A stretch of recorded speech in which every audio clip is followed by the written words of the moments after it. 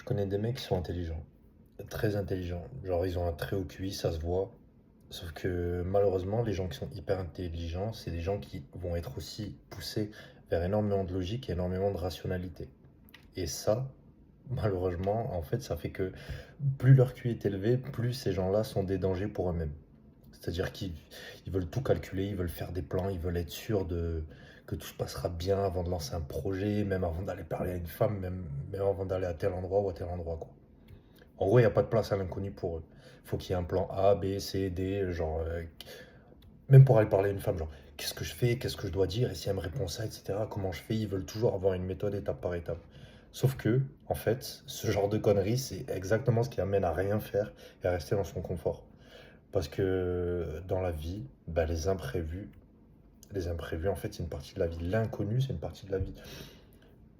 Genre, on est tout le temps en train d'évoluer. On est constamment en train d'évoluer. On est constamment en train d'aller vers l'inconnu, vers des trucs qu'on ne connaît même pas, que ce soit au niveau politique, que ce soit au niveau sociétal, que ce soit au niveau de la technologie. On ne sait pas où on va. S'il faut dans 20 ans, on sera sur Mars. Et ne pas accepter ce genre de truc, c'est justement se mettre des bâtons dans les roues. Et toi, par exemple, je sais pas, toi qui regardes cette vidéo, si t'es pas capable de plonger tête baissée dans l'océan, si t'en vois pas le fond, même si derrière toi t'as un bateau en feu, par exemple, bah, tu vas juste finir par cramer sur le bateau. Alors que si tu jettes dans l'océan, bah, s'il faut, tu vas remarquer un truc, c'est que tu vas flotter, par exemple. Tu peux te mettre comme ça, faire la planche et flotter. L'océan te porte. Et ce truc-là dont tu avais peur, parce que t'en voyais pas le fond, en fait, il est juste en train de te porter, il est juste en train de t'aider, tout simplement.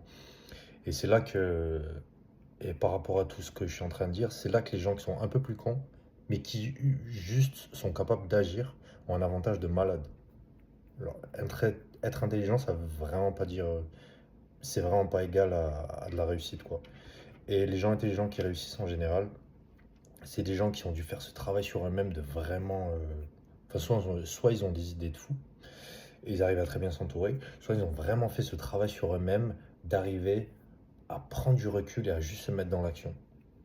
Et en vrai, celui qui réussit, c'est juste celui qui sait suivre son intuition, saisir les opportunités, même s'il n'y a pas de résultat assuré, juste parce qu'il a ce petit truc dans la tête qui lui dit c'est là que je dois aller, c'est ce qu'il faut faire.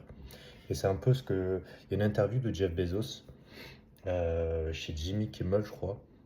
Et en gros, le mec lui dit ouais, ok, Amazon, ok, Amazon ça marche de fou et tout, mais là ça fait tant d'années d'affilée que t'es à perte en fait. Et tout le monde rigole à la gueule de Jeff Bezos. Et Jeff Bezos, il dit, bah ouais, enfin, genre, c'est comme ça que ça fonctionne, il faut prendre des risques. Et tous les bénéfices, je les réinvestis, je les réinvestis, je les réinvestis. Et maintenant, bon, on sait très bien on sait très bien qui est Jeff Bezos, on sait très bien ce qu'est Amazon, on sait très bien tous les trucs qu'il y a derrière, quoi. Alors que, bah, il a appris à prendre des risques, alors que l'homme intelligent, lui, qu'est-ce qu'il va faire? Il va faire des stratégies, des tableaux Excel, des calculs de rentabilité. Euh, Alors que l'autre mec, bah, il va juste avoir l'idée, il va se mettre à bombarder, à itérer. Il va se prendre des murs, il va se prendre des claques, ça va faire très très mal, hein. Mais il va juste porter ses couilles. Et il va en apprendre beaucoup plus en 1 an de terrain que l'homme intelligent après 10 ans de théorie.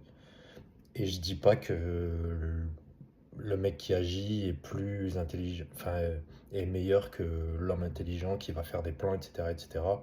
Mais imaginons que chacun apprenne de l'autre. Imaginons qu'en fait, l'homme intelligent équilibre un peu sa partie intelligente pour décider d'agir et d'aller un peu dans l'inconnu.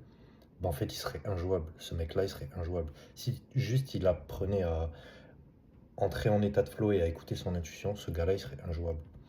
Et arriver. Et en fait, ça requiert une chose, c'est d'arriver à avoir une pleine confiance en soi, en l'univers, et à être OK avec l'inconnu.